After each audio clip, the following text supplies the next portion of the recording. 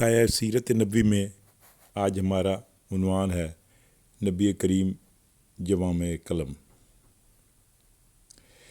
سرور کونین صلی اللہ علیہ وسلم کے کلام کی خوبیاں فصاحت و بلاغت کے اعتبار سے معرض تحریر میں لانا دشوار ہی نہیں بلکہ ناممکن ہے، جبکہ حضور اکرم صلی اللہ علیہ وسلم نے خود فرمایا انا افصح العرب، یعنی یہ بتا دیا کہ عرب و عجم میں آپ جیسا کوئی فصیح اللسان اور بلیغ البیان نہیں ہے۔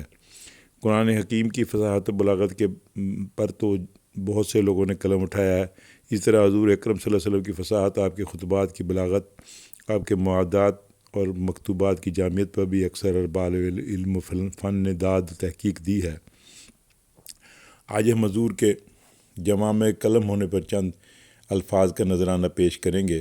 آپ دوستوں سے گزارش ہے کہ میرے چینل کو سبسکرائب کریں اور بیل آئیکن کا بٹن دبا دیں۔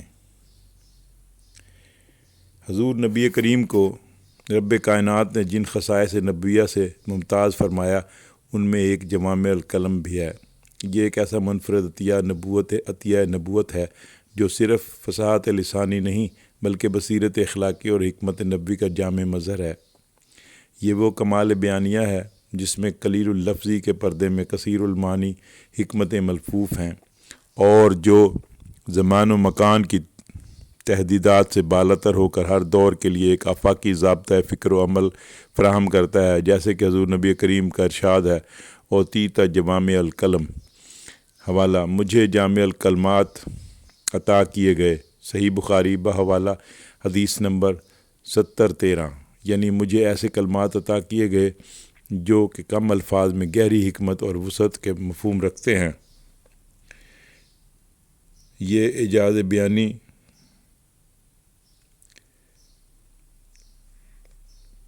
در حقیقت الہامی علمیات کا وہ نقطۂ آغاز ہے جہاں زبان فقط اظہار کا آلہ نہیں بلکہ تزکیہ، تفکر اور تعمیری تمدن کا وسیلہ بن جاتی ہے۔ یہ وصف نبوی صلی اللہ علیہ وسلم دراصل اسلامی علمیات میں حکمت موجز ہے۔ موجز کا وہ مقام ہے جو الہامی شعور کے فیضان سے مرتب ہوا، ایسا شعور جو کلام کو صرف اظہار کا وسیلہ نہیں بلکہ تزکیہ نفس، تہذیب معاشرہ اور تعقل ایمانی کا ذریعہ بناتا ہے۔ آج جب انسانی ابلاغ صوتی کثرت کے بوجھ تلے مفہومی بحران کا شکار ہو چکا ہے اور سوشل میڈیا کی دنیا میں گفتگو اظہار علم کی بجائے اظہار نفس بن چکی ہے، تو حضور نبی کریم صلی اللہ علیہ وسلم کا یہ فرمان فلیقلا خیرن اور لسیمت، حوالہ پس وہ کلام کرے یا خاموش رہے، صحیح بخاری بحوالہ حدیث نمبر 6136۔ ہر صاحب فہم کے لیے لاہ عمل بن جانا چاہیے کہ خاموشی اگر شعور سے ہو تو وہ بھی عبادت ہے۔ اسی طرح آپ کا فرمان المسلم من سلم المسلمون من لسان ہی و ید ہی، مسلمان وہ ہے جس کی زبان اور ہاتھ سے دوسرے مسلمان محفوظ رہیں، صحیح بخاری حدیث نمبر 10۔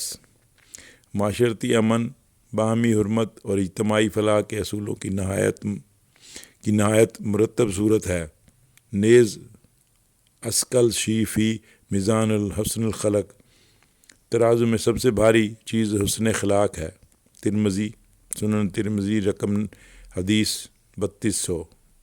گویا قیامت کے دن مومن کے میزان میں اخلاق حسنہ سے بھاری کوئی چیز نہیں ہوگی۔ یہ اس بات کی دلیل ہے کہ اسلام میں اخلاق نہ صرف نجات کا ذریعہ ہے بلکہ انسانی وجود کی میزان قدر ہے۔ پس جوامع الکلم صرف مختصر اقوال ہی نہیں بلکہ مکمل زندگی کا منشور ہے جو انسانی شعور کو ایسی بنیادیں فراہم کرتے ہیں جن پر صالح معاشرہ، متوازن فکر اور مہذب گفتار کی عمارت تعمیر کی جا سکتی ہے۔ ضرورت ہے کہ ہم ان احادیث نبویہ کو نہ صرف مواعظ دینی سمجھیں بلکہ انہیں اخلاقی عمرانی اور فکری تشکیل نو کا مرکز بنائیں، کیونکہ جب زبان عقل کی تربیت یافتہ روح کی آئینہ دار ہو جائے تو ہر لفظ صدق، خیر اور عدل کا علمبردار بن جاتا ہے۔